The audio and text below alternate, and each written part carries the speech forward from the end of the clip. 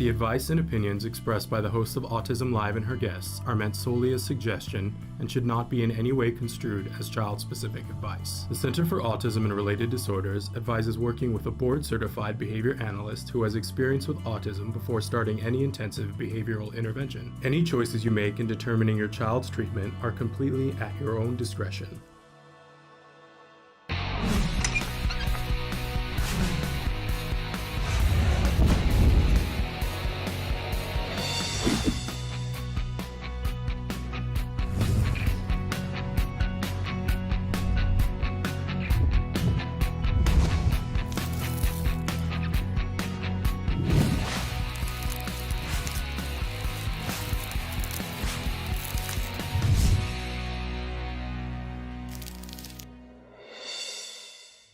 Good morning and welcome to Autism Live, this very special edition. We have with us right now Dr. Temple Grandin. She's going to be with us live for the next hour. Just if you're checking to see live, we're talking about, this is Tuesday, April 27th. We are having some issues with Facebook, but we are live right now on YouTube and on Twitter, and Facebook is shaky. So we're on and off again. We'll try to maintain that. We're also live on our homepage, which is autism-live.com. And we are live on about 16 other sites at the moment. We encourage you to write in on whatever site that you're in. Say hello to Dr. Grandin. If you want to spread some love on her, now is the time to do that. We asked for questions starting last week, and we have many questions. And as much as possible, we're going to try to answer the questions that were sent in early. I think there's one question we ought to answer. Somebody wrote in here, if we cannot watch this live, will the recording be available to watch later? Yes. And one of the things that I had done as we were starting was that I mentioned that this will be recorded and it will be available as a free download wherever you get your podcasts. That's, everything from iTunes to Apple Music. We're on Spotify. I mean, there's 1,000,008 different places. Any place where you get your podcasts, we're a free download. We're also saying good morning to a bunch of people who are writing in, Kumar and Jean and Prathusha and our Barney. We're so thrilled that you guys are here. You can also be watching us right now on autism-live.com. In fact, if you want to look at all the interviews that we've done with Dr. Grandin in the past, there's a playlist tab in there where you can watch any and all of the episodes that we have done with Dr. Grandin, which is really fun. And so welcome, Dr. Grandin. So thrilled to have you here in April.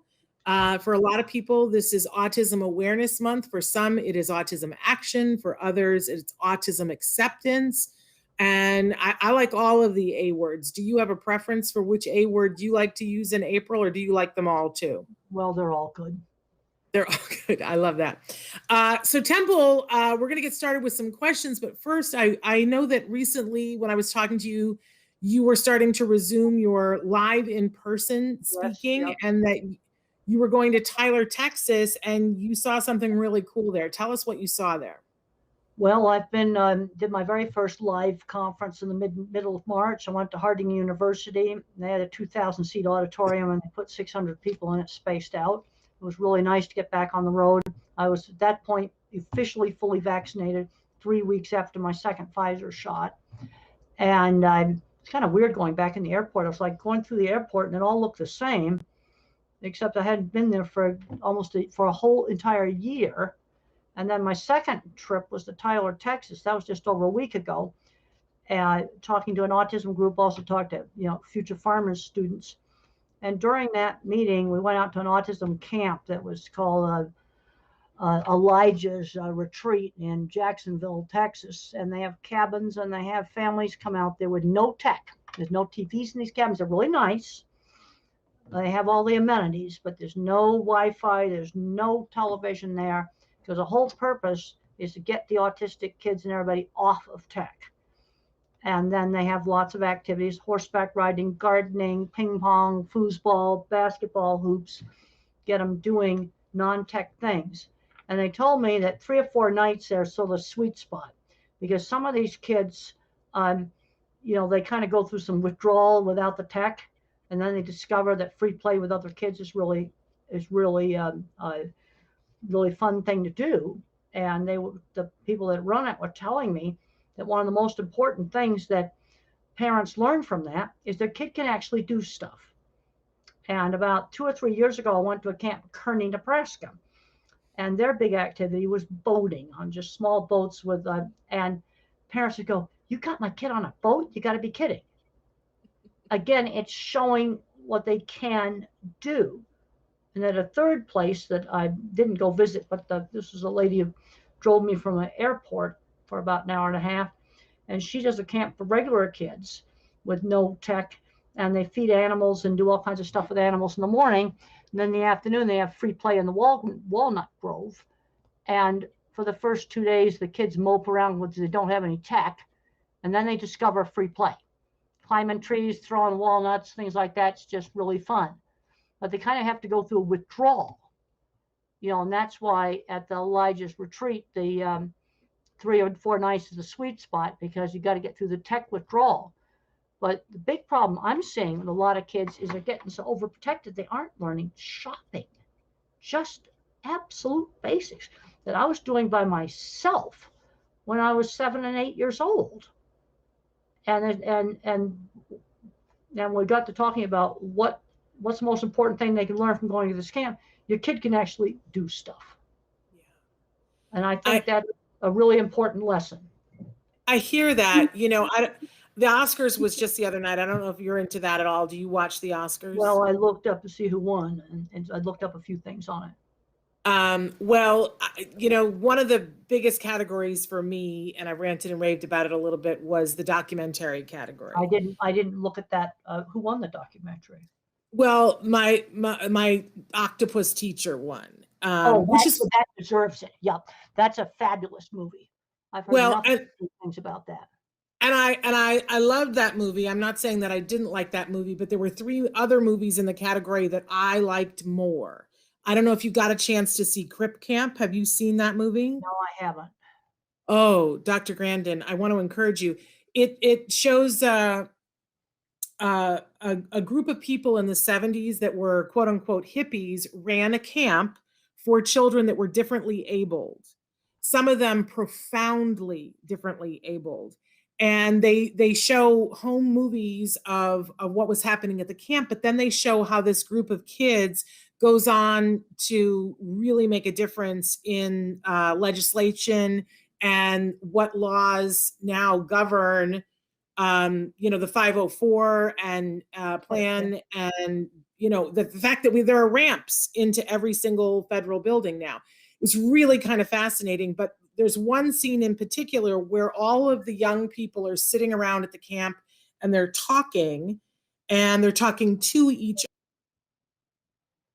other, and they're being led by what's hard for you. And they talk about the fact that their parents don't see them as people who are capable of doing other things. Yeah. And that they don't get privacy, and that they don't, that they don't want to be mad at their parents because their parents do things for them, but that it's really maddening because they know that they can do things. And I got to tell you, as a parent, it just like rocked me through my soul, and made me think about, we want to be protective as parents, but we have to be able to let them fly, right?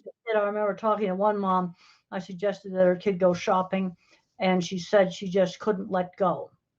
And I suggested they buy printer paper in an office supply store, totally safe.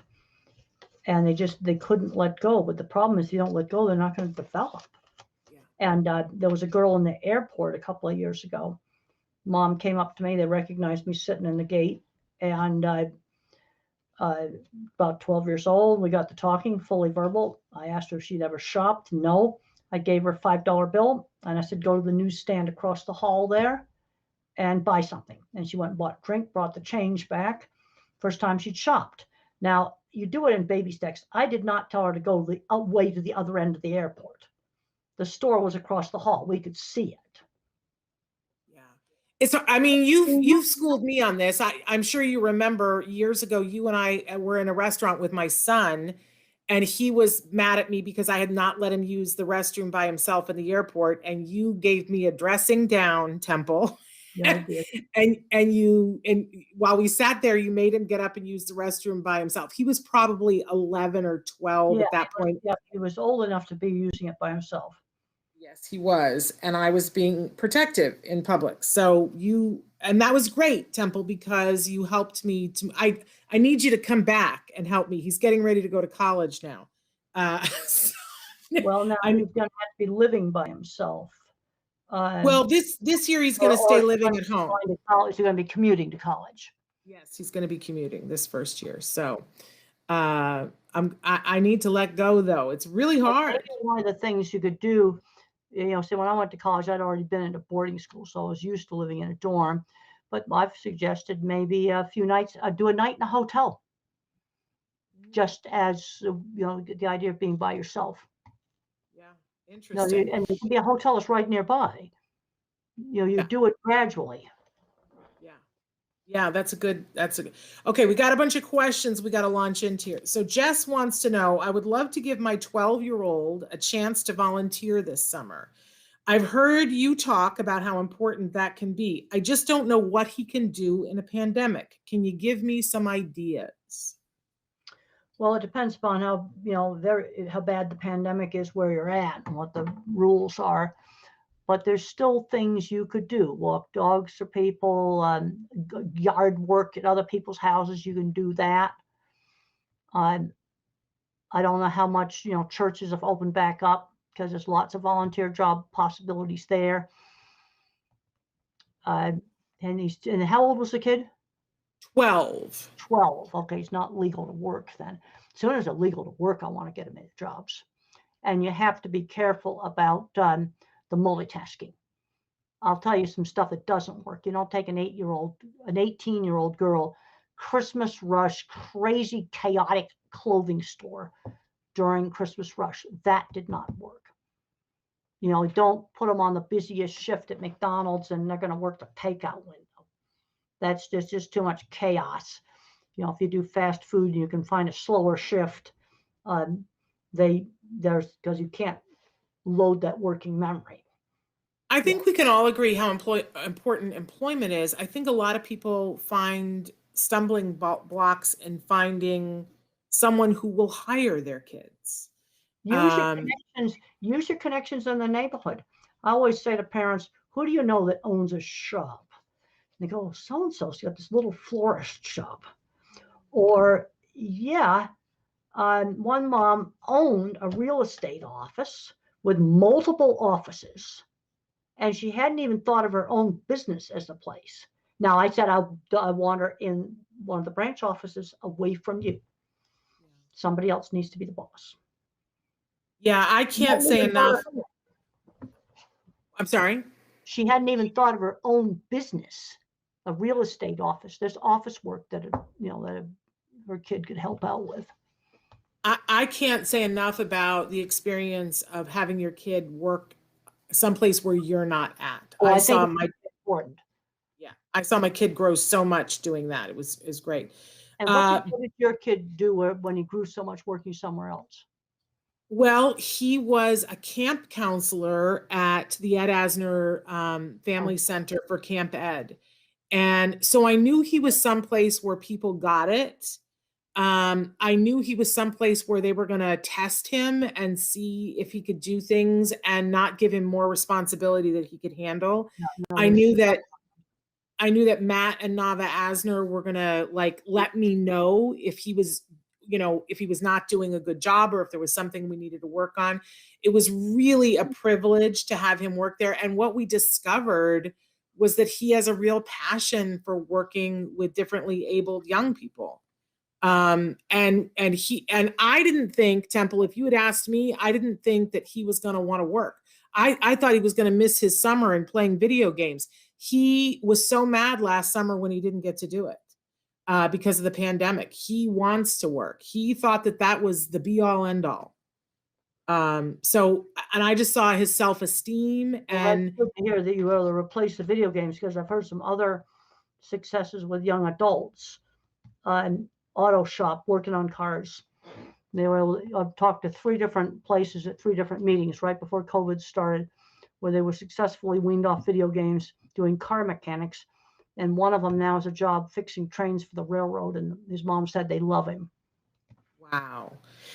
Wow. I love those kinds of stories. So Beth wants to know, thank you, Temple. We love you. What did your mom do to help you have good self-esteem? And how can we give this to our kids? Well, I wasn't praised for every little bitty thing I did. Just every little piece of artwork I brought home or something. But when I did a really superior clay horse, Mother made a big deal out of that, because that was something that was kind of exceptional. I wasn't praised for just regular stuff like being on time for get picked up for school. That was just stuff that was expected. But when I did something kind of really exceptional, then I got a lot of praise. Okay, so since you brought up this, I got to ask you this question. When you made the clay horse, did you make it by adding clay or by sculpting it out of clay? Well, it was this plasticine kind of clay, and I kind of just added the clay. No, I did not cut it out of a block of clay. It was made by adding the clay. Because you talk all the time about different brains, and I find it interesting when there are some people who can sculpt by adding and others who can sculpt by taking away. So that's fascinating. Michelangelo sculpted by taking away, but with marble, you'd have to do that. Yeah. That'd be taking away. And he said he could see the statue in the stone.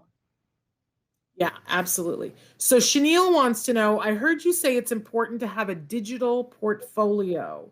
I want to help my daughter to do that with her drawings. How do you do that? Is there a class, a book, a program?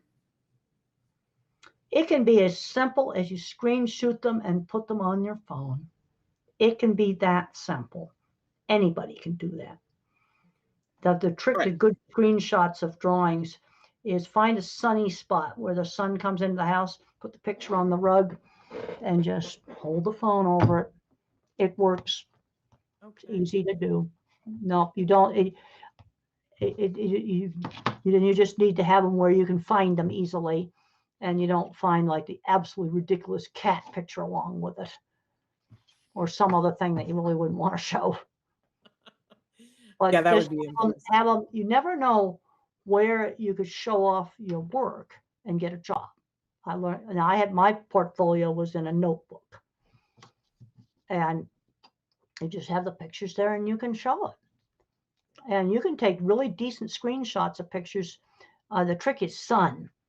I've got one a certain time of day. The sun comes in a sliding door, and I've got big, sun on the carpet. And I just put when I was old photos I've had. That's how I used them. That's how. There's a photo in my new book, The Outdoor Scientist, right here. The Outdoor Scientist, get kids outside. I screenshot that on the floor of my house. Hold that up again. Yep, that's the Outdoor Scientist. My new book. Is this out yet? It just came out.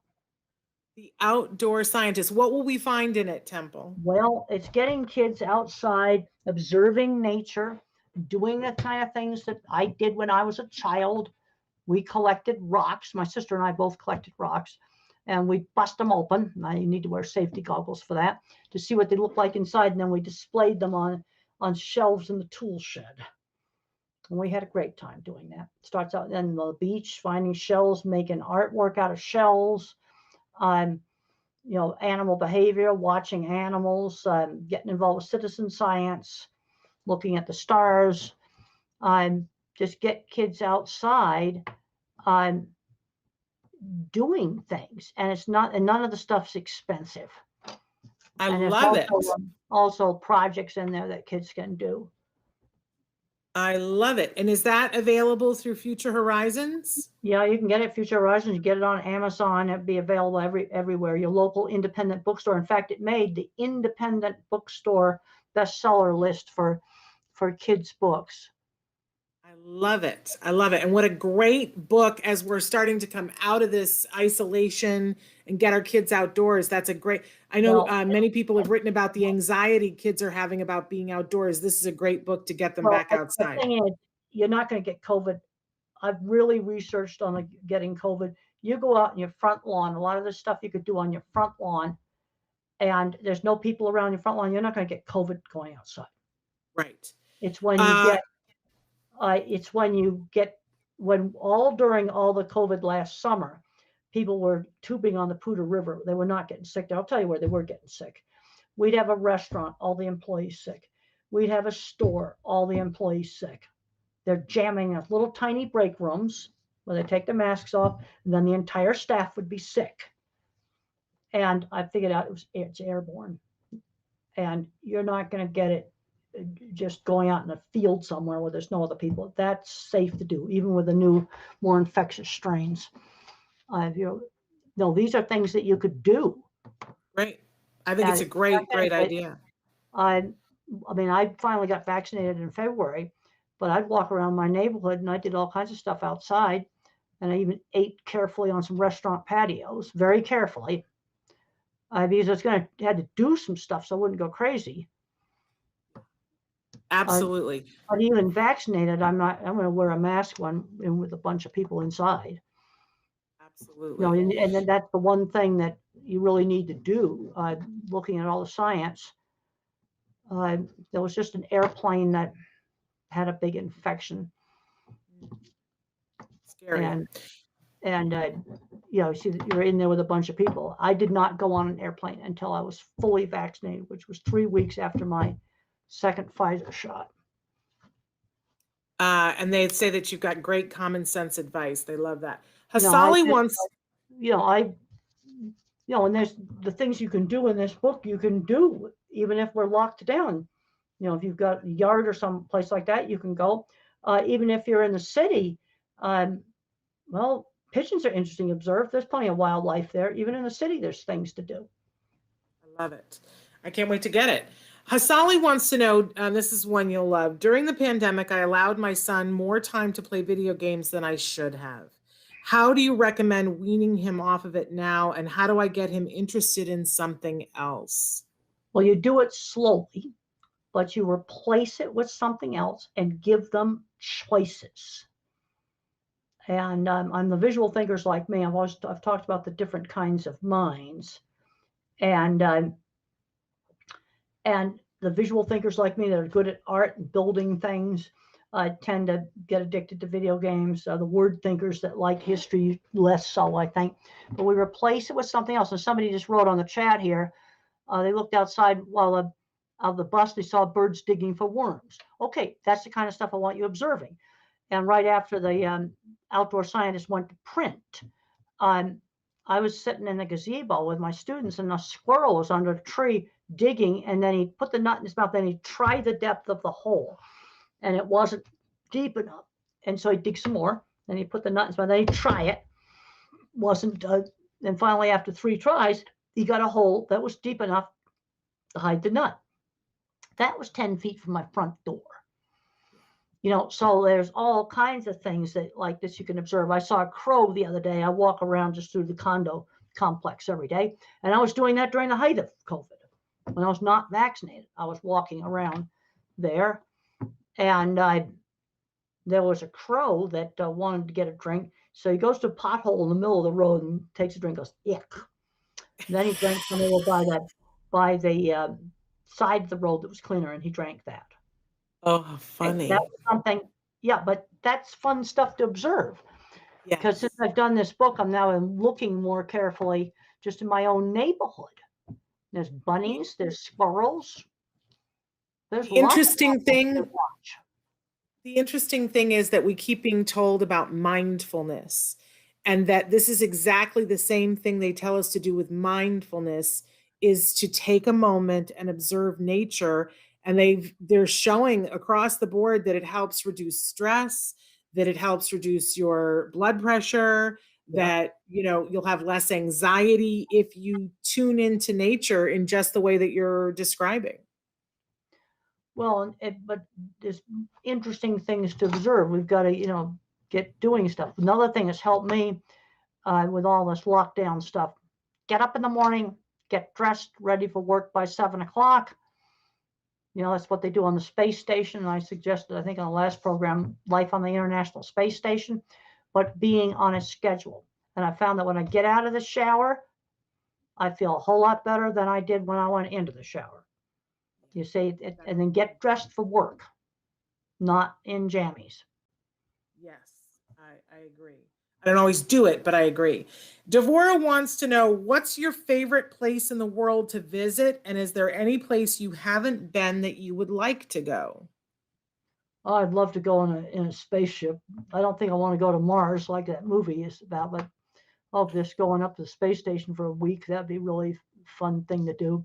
Probably not something I'm going to get to do, but I like to geek out on all those videos now that I've been watching, all the Mars helicopter and all of that stuff with a great interest. It's interesting because somebody else asked a question further on my list here. They wanted to know that if you had the opportunity, if Elon Musk were looking for people to go on a space flight, would you sign up to do it? I wouldn't go to Mars, but I would definitely go on an orbital one. Okay. Very definitely. Have you met Elon Musk? No, I haven't. Maybe we need to work that out. Is it something you'd really like to do? Yeah, I would like to do that. One of the things I like about Elon Musk is he gets stuff done. And okay, some people may not agree with some of the things he says or does, but we have too much in this world of people not getting stuff done. And stuff that's innovative, original stuff. We have too many people spending too much of their brains on text scams and phone scams and scams on the computer. Oh, I just can't believe it. I got, there's a new text scam. I looked it up and it was a complete scam. I deleted it.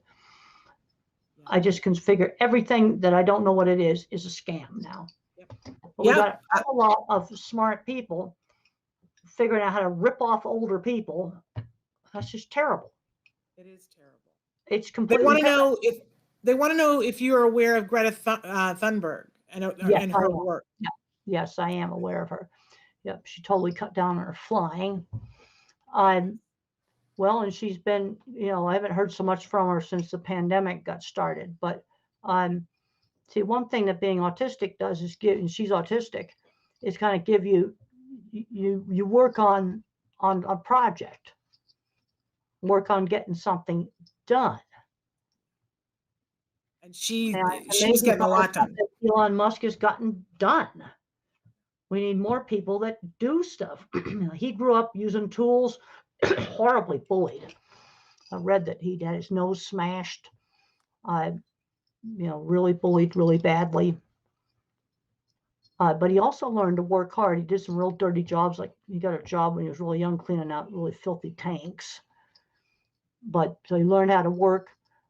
He also had the guts to talk himself into an internship at a bank by being persistent. But it's sort of like never taking your eyes off the goal. We need more people that actually do stuff. Okay, like with all the COVID stuff going on, we got these vaccines made, and they've had screw-ups at some of these factories. That we have basic principles in factories we do for food. Well, they need to get some of our HACCP people and go clean up this one plant. They were just doing stupid things. That it's baby good manufacturing practices basics. Yeah. Roberta wants to know, she says, I'm 32 years old and do not yet have a diagnosis, although my family thinks I would qualify for an autism diagnosis. Is there any point to getting a diagnosis at this point because she's 32? Well, you sometimes have to get diagnoses for services if you need some kind of service. But if you don't need services, I would just read the books. Then you'll know. And is there a book you would most recommend, like one of yours? Well, actually, probably for her, since she's already an adult, she might want to read Different, Not Less.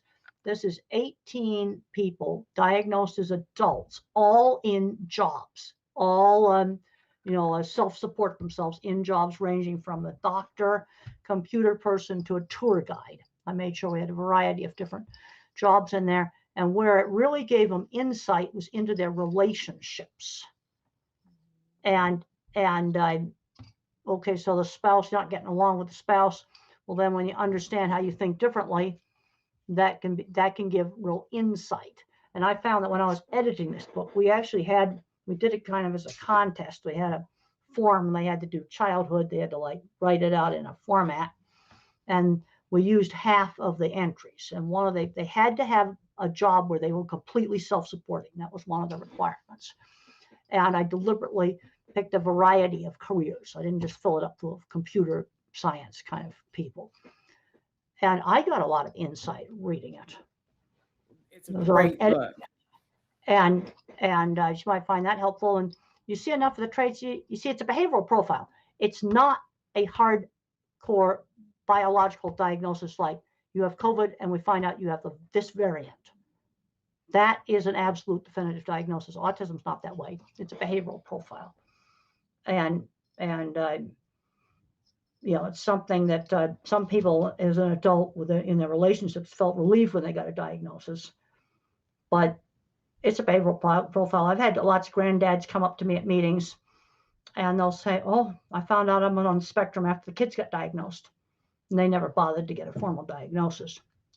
Yeah. Victoriana wants to know, can you talk about your sensory issues as a child and how you overcame them? And do you still have sensory issues now? I have sensory issues now, but they're just nuisances. They're not debilitating. I got to have soft things against my skin. That's something I still have to have. All the underwear has to be washed before I can wear it because I get rashes from chemicals they put in fabric when they make it. But I find when my pants wear out, I find a hard time buying a pair of pants that doesn't itch because they cheapened up some of the cottons.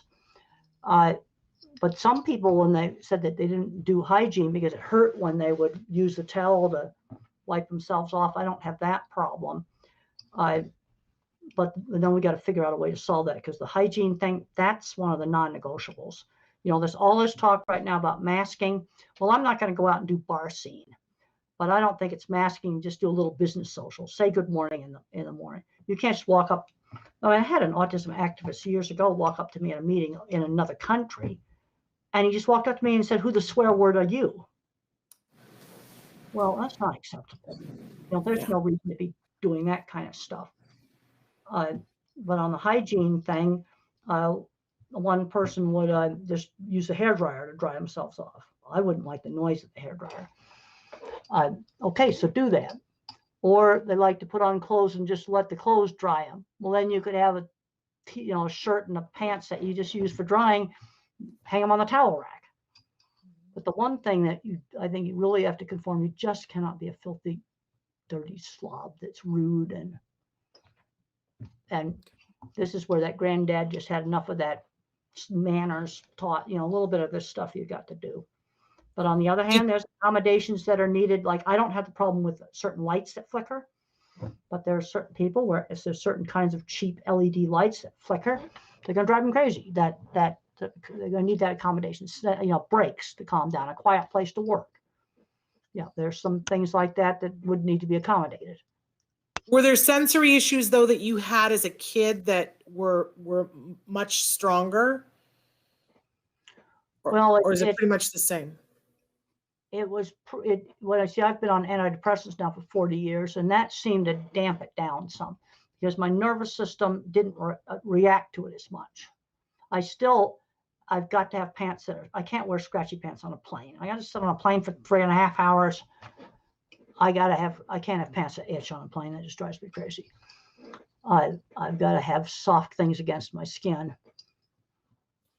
I remember watching Star Trek, Next Generation and looking at the clothes that people wore. And I thought, oh, is this what the future is going to be like, where people are going to have soft clothes that aren't binding? Because all the characters on Star Trek Next Generation, this was years ago, it looked like they were in these very comfortable tunics. They were very comfortable. And like those kind of tights that a lot of girls wear now, I would have been fine with those. Absolutely fine. No problem. I think James, there's a lot of different things you can get now that are soft, but the one thing that, is that scene in the movie where they slam down the deodorant, the hygiene thing is non-negotiable, even on a construction site. BO's not welcome. You're going to have to clean it up. And if it hurts for you to use the towel, then you could have some clothes that you dry in. that you'd put on for 5 minutes, sort of pat dry, then hang those on the towel rack. They're your towels. I'm trying to figure out a way to solve the problem. There we go. James wants to know, what's been the hardest part of the pandemic for you? Well, it's being lonely. That's been a problem. I've had to, figure out things to do. There were places I went. There was some eating out I did extremely carefully.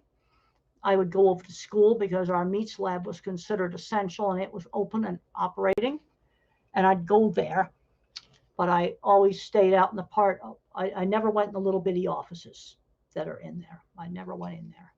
Are you back in there now? Are you back having in-person classes? Well, we've been doing the labs in person. No, my class was online, but now that I'm vaccinated, it's sort of like, I'm free. That's like freedom. I don't have to worry about catching it and dying because I am 73. Yeah. Was it weird going back into? So anxious about, is something going to go wrong? Am they're going to run out by the time I get there to get the vaccine? I wanted that vaccine so bad. Well, and how, I'm asking everybody when they get the vaccine, how was it for you, Temple? Well, my side effects were relatively mild. I had a sore arm, just like I would with a flu shot, a little tiny bit of a headache, and a little bit sore all over, and a really weird anxiety dream about the airport. I dreamed I went to the airport and I left my wallet somewhere and somebody found it and brought it back, and every credit card and my license and everything was out of it. But I woke up when I was getting ready to check the money part. I don't know if they got the money or not, but they got all the cards. Was that after the first one or after the second one? It was actually after the first one. Okay. Interesting. Okay. Khalil wants to know, what does Temple attribute to all of her success? Lots of hard work. But when I learned how to work as a young, when I was in high school, I got kicked out of regular school at ninth grade. I went to special boarding school. They put me to work running their horse barn for the first 3 years. Parents weren't too thrilled about that. And the headmaster says she's got to get through her adolescence. But I also learned how to work. I was in charge of that horse barn. I was totally in charge of it, and I was proud of that. And then Mr. Carlock came in my final year there and gave me interesting projects to do. And now education became a pathway to a goal of becoming a scientist. I turned it around overnight on study. And then when I got to college, I was already used to living away from home. I got stuck in a room with 2 other girls. That absolutely would not have worked. I got stuck in a triple. And they finally moved me to a single temporarily and then a double. But a triple room absolutely would not have worked. But some of the issues that some of the kids are having now, I didn't have. Losing homework and being late for class. You see, this is where when I was a young child, time meant you had to get up in the morning. You had to be ready to get picked up from school. Once I had decided to go to school, I didn't miss classes. My mother said each class is the price of an expensive theater ticket. I never forgot that. And I did have some social problems. But when I failed my first math quiz, I got tutoring right away. The big mistake that students make is they mess up a quiz, the first quiz in the class, they don't do something about it. That's the big mistake they make. Okay. And I had to be tutored every single math class. Now, in my small college, the professor did it during office hours. But when I was getting my master's, I had to hire a graduate student to do it. But I did it when I failed the first quiz. Don't wait until you've trashed the class. Now, I got a C in Charlie in statistics, but that's passing grade. So I got through it. Well, that leads into our next question from Samuel, who wants to know advice for college students, which you pretty much have talked about. But he also wants to know, do you suggest that college students disclose to the college their diagnosis? It depends. I mean, it depends on what they might need for accommodations. I just, Arizona State didn't know. I went there for my master's, but it was called Get Tutoring. It wasn't called self-advocacy then. It was called Get Tutoring before I flunked the class. I love And it. that's what I did. And I did it after, and then my PhD, I did the same thing. I moved on it right away before the class was failed. You see, that's the big mistake that gets made. I was used to living away from home. The other problem I'm seeing is I'm seeing smart kids on the spectrum graduate from college, sometimes with a PhD, and then they lose it in the workplace because they never learned any work skills. I want kids in high school, instant they're legal. I want 2 real jobs in the summer, and and not have too much multitasking. Driving, it took a lot longer. 200 miles on dirt roads before I did any traffic. You got to learn how to drive before you get with the traffic. Do it. Take longer. Start in a gigantic parking lot. 20 minutes a day. That took 36 miles a week. I was doing it was 3 miles up and 3 miles back from the mailbox on the ranch. But that's I don't think I could have done the things I could have done if I had not been able to drive. It's like you read my mind, because there was a question on here. I can't find it about driving, about how you learn to drive. So that's really, really helpful. Let's start out, parents are afraid. All right, let's find a big parking lot, a stadium somewhere, or a big or abandoned mall. Try to find one with no lamp posts if possible, and you start in the middle of it. I had to learn on a manual shift, and I started in the middle of the horse pasture. It did not start by the patio gate where the truck would have lurched through the patio gate. Good plan. Very good plan. And you say, I see that patio gate when I say that. It would have busted it if it lurched forward. I can picture the patio gate too. We had several people who wrote in and asked questions about toe walking. They want to know, if you toe walked, do you toe walk now? And what do you advise for toe walking? Well, you need to talk to an OT or a PT, and that's going on in the little kid. There's exercises to correct that, and you need to get professional advice. I wouldn't just ignore it. There's exercises and things that an OT can do. Great. Rachel wanted to know, how do you feel about being famous? Does it overwhelm you to have people recognize you and come up to you in public places? It's a responsibility. I've always got to be on my good behavior. I got to make sure, I got to have my mask on because I got to set a good example. Take a picture of me at the airport, but the mask has to be on. Always I've got to set a good example. You have such a good work ethic, Temple. Where do you think you got that from? Was that just you, or was that your mom, or was it one of your teachers? Well, I think it was 3 years of running the school's horse barn. Had a lot to do with it. I fed them. I put them in and out. I did everything except the financials. I did not buy the feed. And there's the scene in the movie where the horse died. And it died because it was fed the wrong feed that I did not buy, that I questioned. They got oat straw. And I remember asking the faculty member in charge, said, this doesn't look like regular hay. Is this safe to feed the horses? And there was no other hay. And there wasn't enough grass outside. That was in the winter time. And I questioned it. I said, this doesn't look like regular hay. Are you sure this is safe? And I was told to feed it. And the biggest horse in the barn died very shortly afterwards, clogged up with colic. And then after that, they got real hay. But you gotta remember, this is in the 60s. There was no way for me to look it up on Wikipedia. And right. There was no way to, school had no nutrition books or anything like that. There was no way to. It would have been frustrating. Well, and one thing they did is they made it very clear to me that the horse dying was not my fault. I questioned oat straw. I said, this doesn't look like regular hay. This must be a mistake that you bought this. And I was told to feed it, and there was nothing else to feed them. So Bassian, I think, wants to know, how did Temple's mother tell her about autism? And does she have any advice on how to tell our children? Well, one thing I managed to get through elementary school without being bullied And that's because Mrs. Deach, the third grade teacher, explained to the children I had a disability that wasn't visible, like a wheelchair, and they needed to be helping me. I didn't fully understand it until I was a teenager, because my elementary school years went reasonably well. And that's because the kids were not bullying me. And I had some friends who shared interests in doing craft projects. But then when girls get to be adolescents, a large girls' school, that did not work. They're interested in boys and makeup and all that stuff. I was never interested in any of that stuff.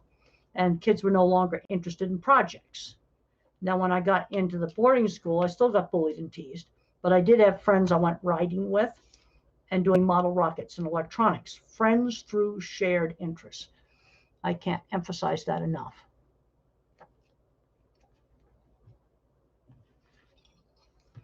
Somebody said bring back home ec and shop and art and theater and music, because the other reason for having all these classes is they expose students to possible career options.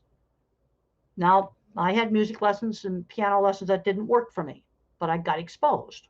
Okay, I want to dip into, Harris wants to know, did you ever design buildings that don't have to do with cattle?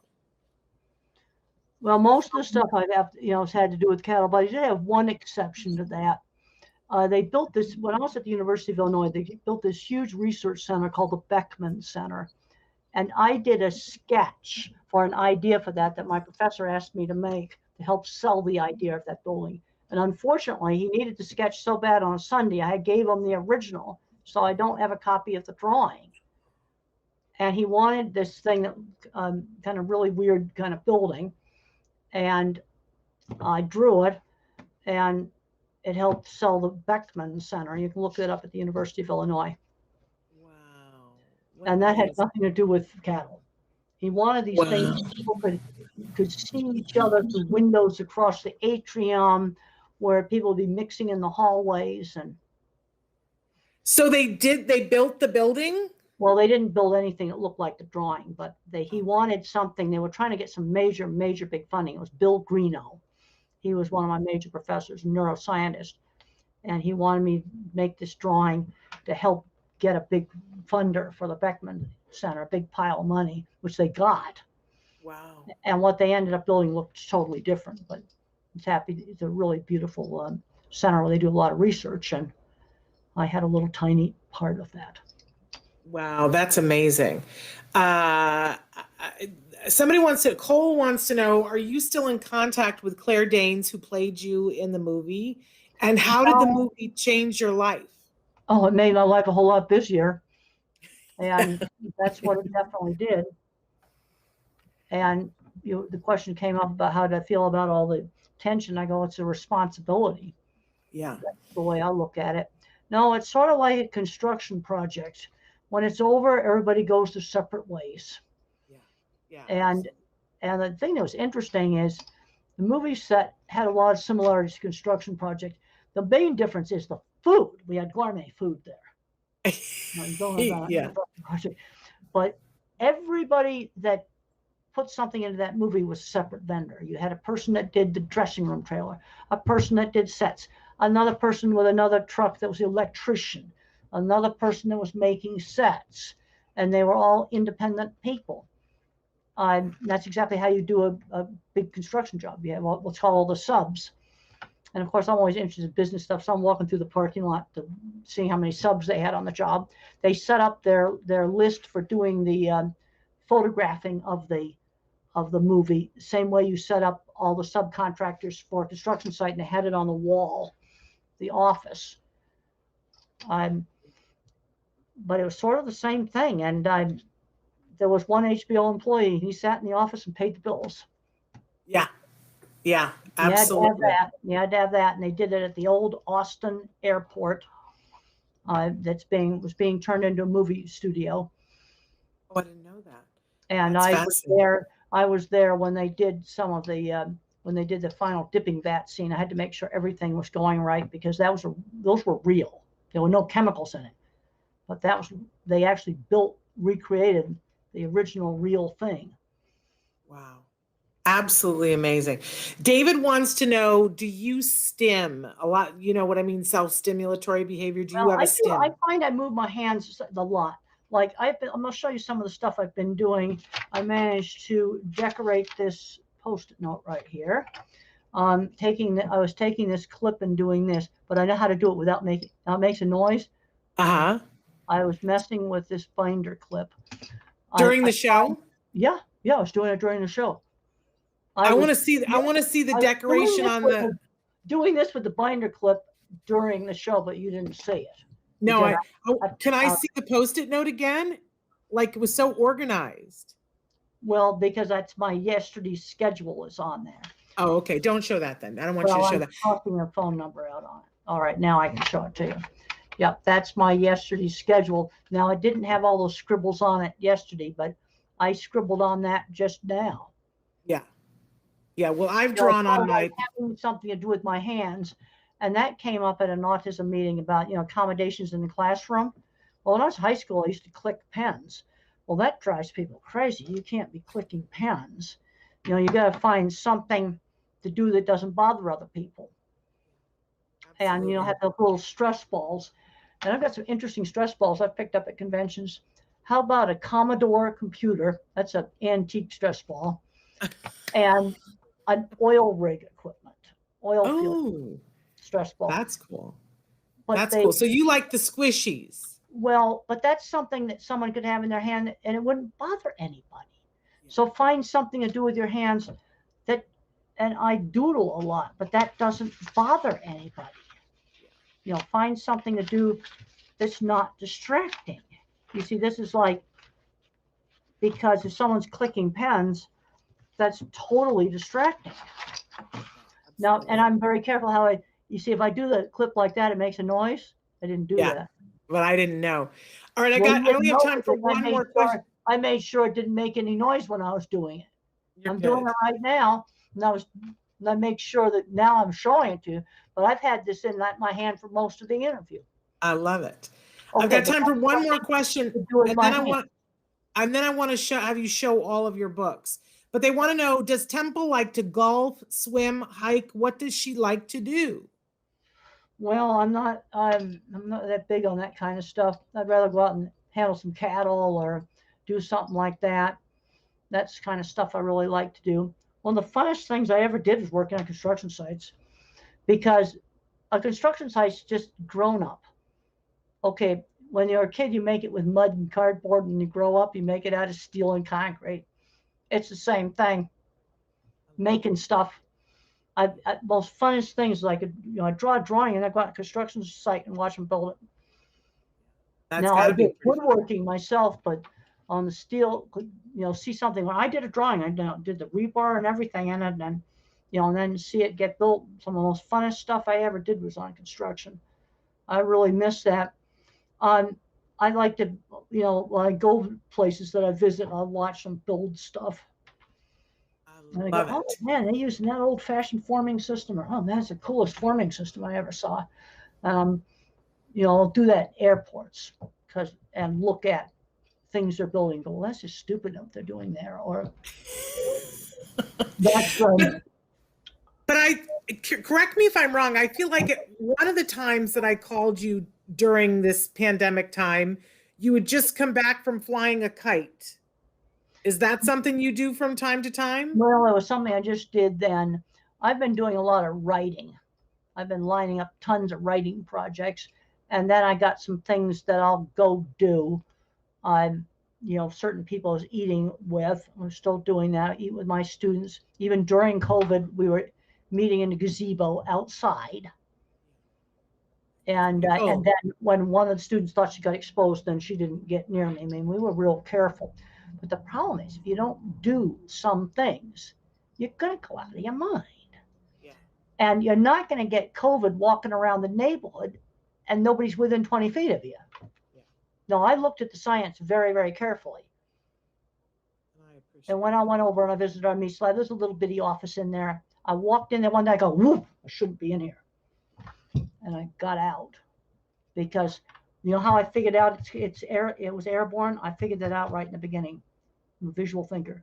Let's look at the places that had the big infections. Cruise ship, prisons, and aircraft carrier. What do they have in common? Well, on the Close aircraft carriers, quarters. they'll stack them in the bunks. Yeah. Tight air spaces, very little ventilation. Yeah, absolutely. That's Well, airborne. Temple, Otherwise, why would it spread through an entire cruise ship? yeah, no, I'm totally with you on this. I always love it when you know, use your scientific brain to explain things. One of the first conversations I ever had with you, we were talking about Fukushima, and you said to me, you know what?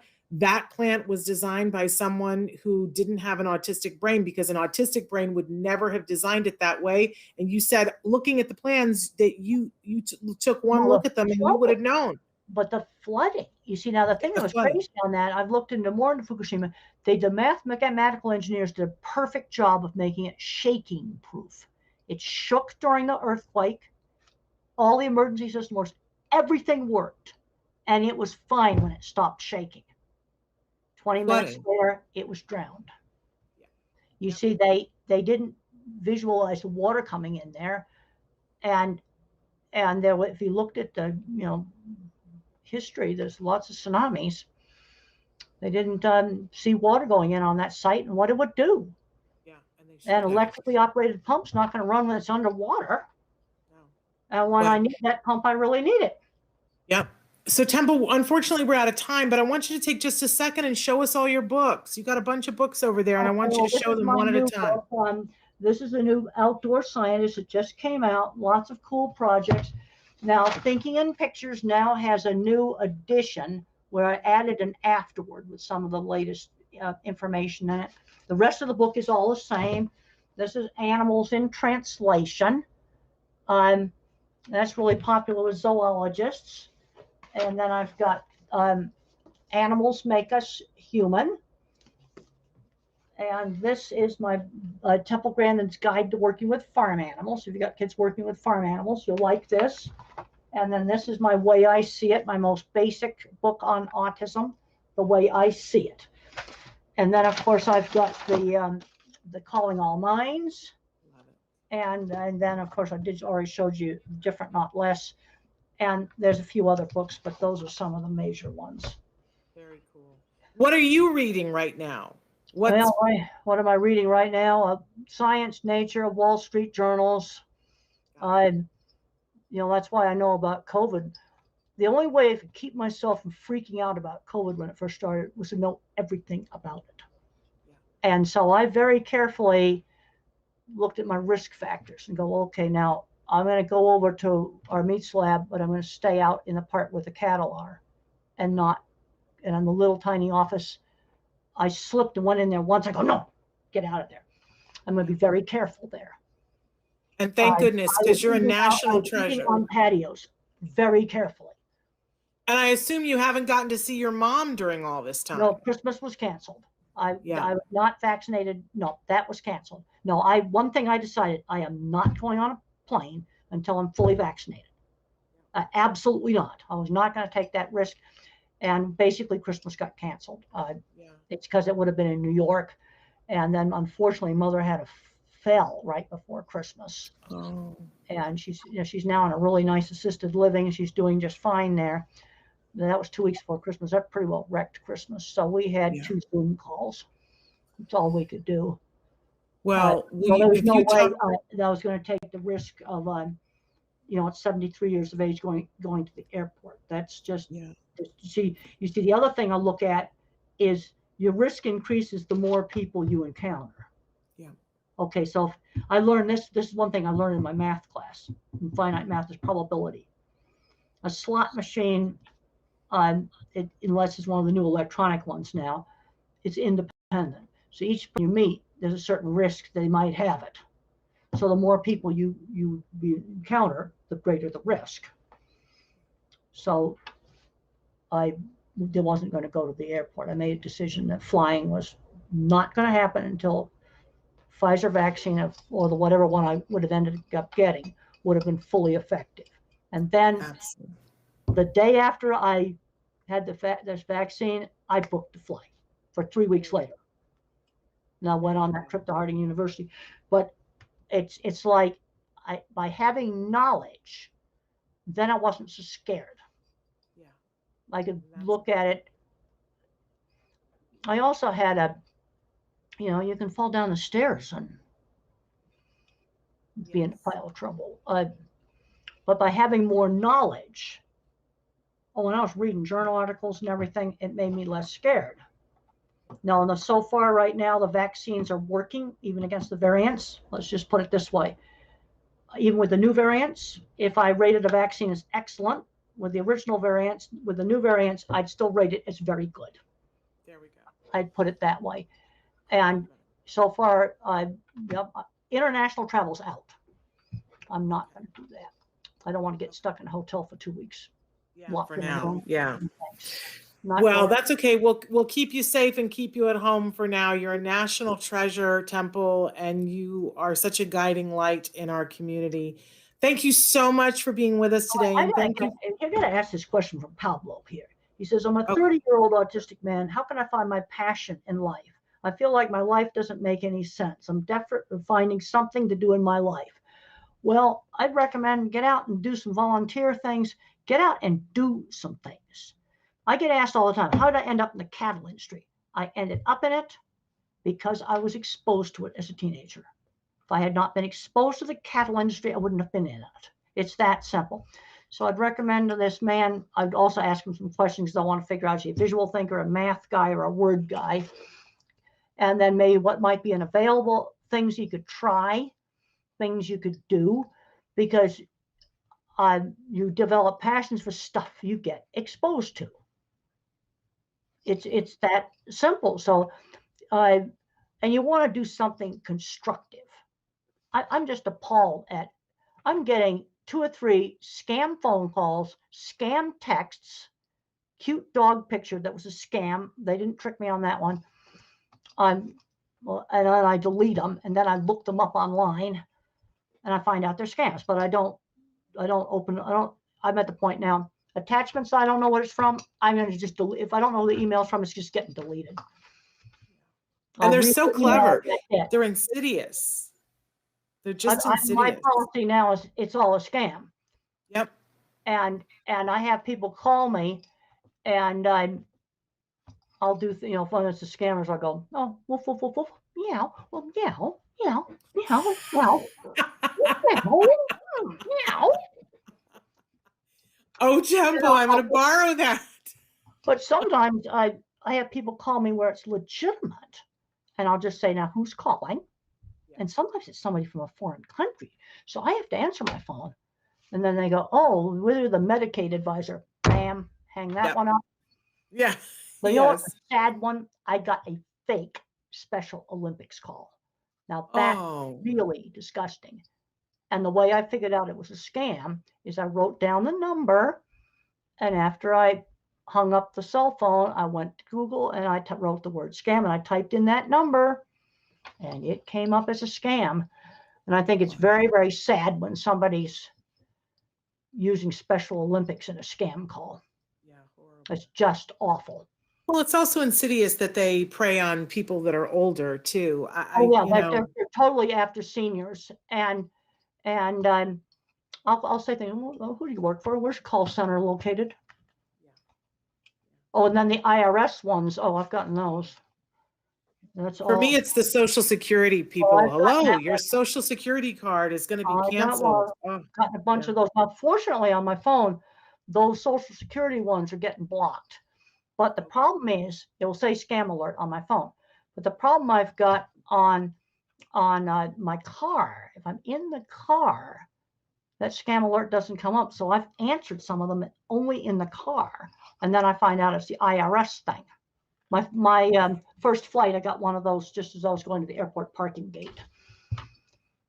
I have fake IRS call. Now it's the emails.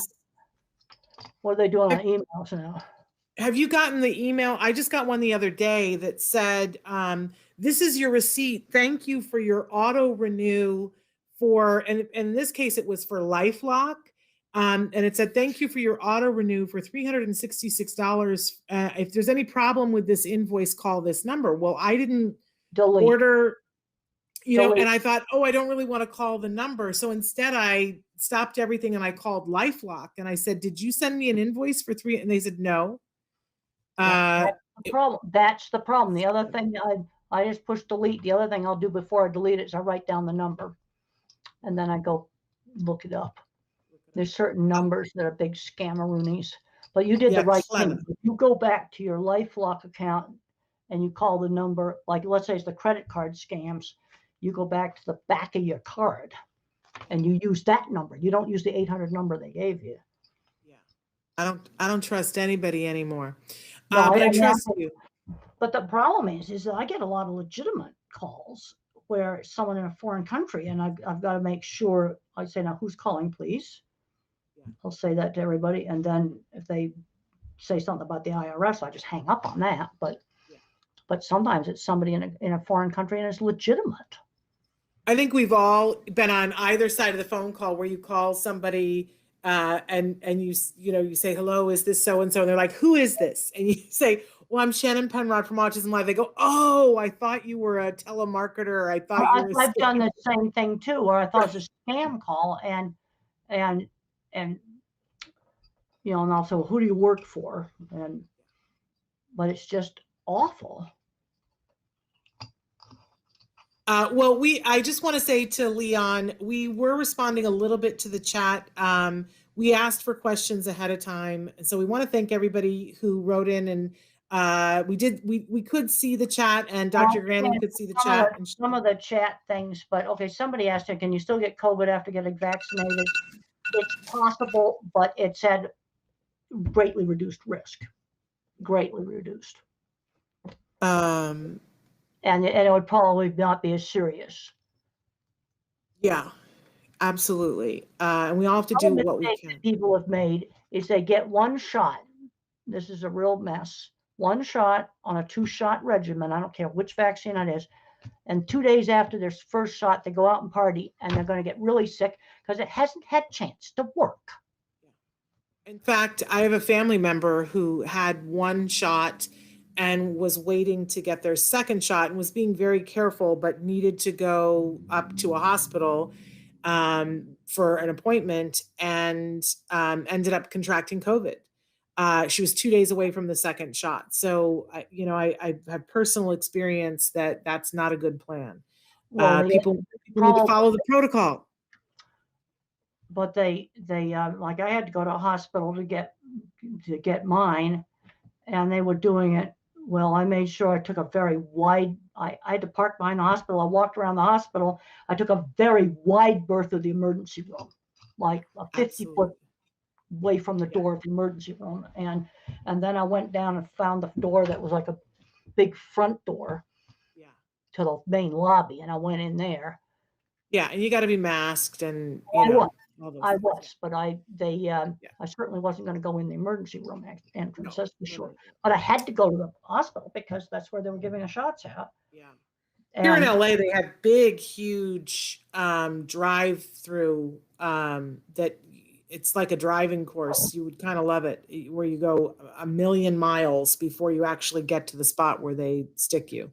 Well, I was doing it, since I am older. Was doing it right before they started doing the drive-throughs.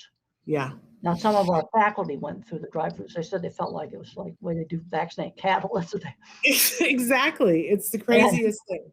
But that the thing is, it's no vaccine is absolute. Yeah. Absolutely. But it was sort of like, freedom. I remember right after I got the second shot, and then that trip to Harding University was exactly 3 weeks from the 3,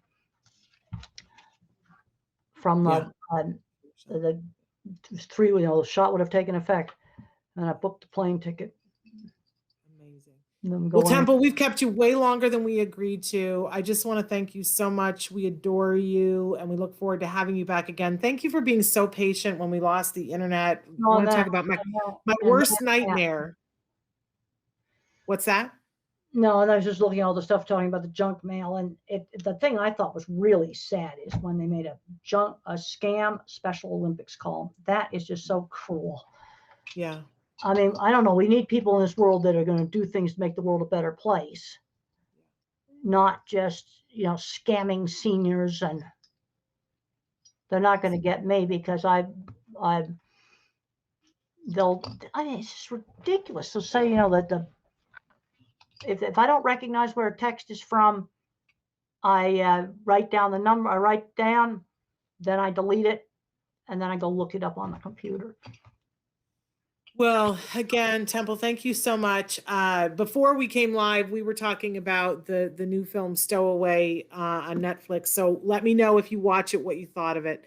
I think. Well, I don't know. you'll- They can't live without the CO2 scrubber unless there's some way they could make a CO2 scrubber out of other stuff they had on the ship.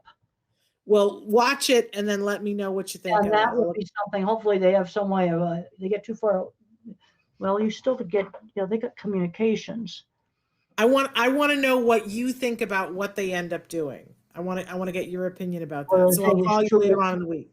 So whether they make a CO2 scrubber out of something else, then. Well, I can't give away the plot. People Okay, will be mad at I'll me. end up watching it, so I'll probably go read the spoilers online. You don't think you? I think you'll geek out on all the stuff. It's not NASA because it's in the future, so they refer to it as Hyperion. But I think you'll geek out on all of the. I think that part of it you'll. Well, really one of the love. things, you know, when they had the original Apollo accident and they had to fly back, and they had to the other problem with the CO2 scrubber. I think one part of it they had to use a different one, and the connections wouldn't fit. Yes. Now all of a sudden, the plastic bag the spacesuit was in was more valuable than the spacesuit because they made a sleeve between these two scrubbers that wouldn't fit together, and taped it up with duct tape. I love that scene in Apollo 13 where they just throw all of the parts on the table and they go, here, you have to make this work. And you just put it together with a sleeve. Yeah. And that would work because you're not talking about a lot of pressure there. But we need to go back to NASA. Yeah. We need to make another trip to NASA, see our friends at NASA. Right. I went to Cape Kennedy 3 years ago. I got to go in the vehicle assembly building. I totally geeked out on that. I got to see a live SpaceX launch. That was like so cool. I didn't get invited to that, Temple. Well, I went there. It was for a conference on diversity. And that's, but I had a really fun time, talking to everybody. And I talked to somebody who had Tourette's that worked on building a launch pad there. Wow. Well, I want to get you to meet Elon Musk now. That's new one. I think that would be wonderful. And he gets stuff done. We don't have enough people in this world to get stuff done. We got people using their minds, rip off seniors and do scam calls and all that stuff. And Elon Musk gets things done. Yeah. Well, and so does Temple Grandin. But I know I'm gonna, I've already overstayed my welcome here with you. I'd love to stay talking to you, but I know you got things you got to do. Temple, thank you so much for being with us, and as always, being so fabulous. We just enjoy our time with you. We'll see you back probably month after next. I'll give you a call and invite you to come back. Okay. All right. Well, that sounds really good, and thank you for having me. We kind of got off the subject, but no, it's always the subject. Okay. Sometimes it's more interesting, Temple, to just be with you. Because you give so many people so much hope, and we get to hear how you think, and sometimes that's more important than anything else. Well, it's been a learning experience for me as I learn how some other people, how they think is different. You got the verbal thinker that's really linear. Then there's another person I was working with, and I think they're a bit of a math thinker. They're less linear in how they think. The other thing is different kinds of minds can complement each other. Let's go back to the Mars rover. That little helicopter, somebody made that in a shop. That doesn't get enough credit. It's mission critical. It's pretty cool too. No, it's really cool. Yeah, it's got a Qualcomm smartphone chip in it, standard off the shelf. That got written up. But how about the person or people that made that? And it wouldn't be 200 people wouldn't have made that. Small team. It's sort of the visual thinking part often doesn't get enough credit. Have you toured JPL here in Pasadena? Yes, I have. Yep, I have. It's pretty cool. Yeah, that's very cool. And those are the people who probably made that helicopter, because they make all the robotics. Or they're machine shop contractors, which fortunately I did see some of them got credit for it, because they have to farm a lot of that work out. But there needs to be a lot more credit given to people that actually make this stuff. You're not talking about something. It's not something like you get some factory that makes a jillion of these coffee cups on some machine just stamping them out, or maybe that's molded. I don't know, but Have you ever been one of a kind thing? And you see, the visual thinkers like me, you need us to figure out how to make some of the stuff. Sorry, my phone. Have you ever been to one of the first robotics tournaments when they do the robot tournaments? Okay, Travin's saying we got to end the show. I just got Yeah, he is. He says, the producer says that he's getting the hook. All right, Temple, we adore you. I will call you. Thank you so much for being with us today. We're going to be back tomorrow, you guys. Dr. Doreen Grant-Pichet is going to be here to answer your questions. And so that will be tomorrow's show. Until then, give your kiddos a hug from me and one for you too. Thank you, Dr. Grandin. Okay, bye-bye. We'll leave the studio now. Thank you very much for having me.